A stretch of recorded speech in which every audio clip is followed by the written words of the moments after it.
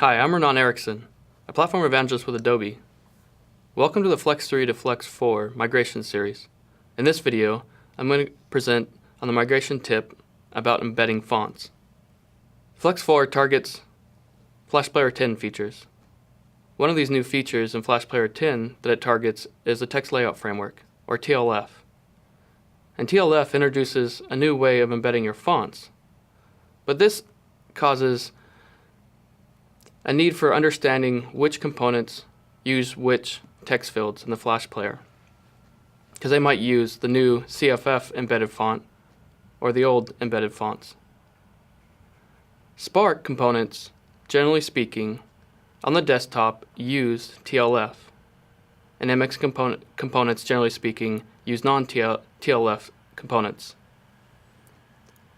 But you need to understand that as more Spark components are created, and as different components target different platforms, you might not know which components target TLF or non-TLF components. So in this migration tip, my focus is to show you the differences between the non-TLF and TLF embedded fonts and how to force this on which component you want to use it with. Let's go ahead and take a look at the code. Here I have a project called Embedded Fonts inside a Flash Builder 4, which I used to migrate my Flex 3 to Flex 4 applications. I have a Spark application already set up. I have my styles with Spark components and MX components, and down at the bottom I have a couple labels here, an MXL label and two Spark labels. Let's go ahead and take a look at the first one. Has a style name Embedded Font.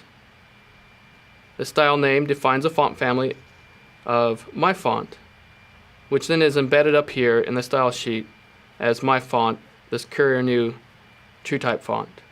So this is the typical way how you embed fonts. Let's go ahead and run the application, and you'll see that the first Spark label shows up as the embedded font. The second one, which had no embedded font applied to it, doesn't show up. It's pulling the device font, and the same with MX label. So let's go ahead and see what happens when we try to apply that embedded font on the MX component, which is a non-TLF text field. What we get is no text shows up because it can't recognize the embedded font. So what we need to do is we need to have the ability to be able to force which font is using CFF and which one is not. And we can do this inside the style with the property embed as CFF. So if we set this to false and then run that again, what we have is the MX label now using the embedded font, and the Spark label defaulting back to the device font. This is a feature in the Spark components, the ability to default back to device fonts, where the MX label just went blank. So there's a difference there. So then to mix and match this, what we would do is come back to the style sheet, copy the embedding font over, have one set to true, one set to false, but we need to make this distinctly different, so we need to call the font family something else. We'll call it my font 2, and we'll go ahead and create another style name to apply it, add 2s to the different names I'm using here, embed font 2, my font 2, and then down in the MX label we'll set the style name to embed font 2.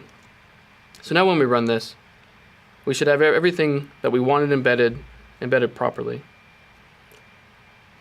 And this is the end of this migration tip of showing you how to do this. There it is.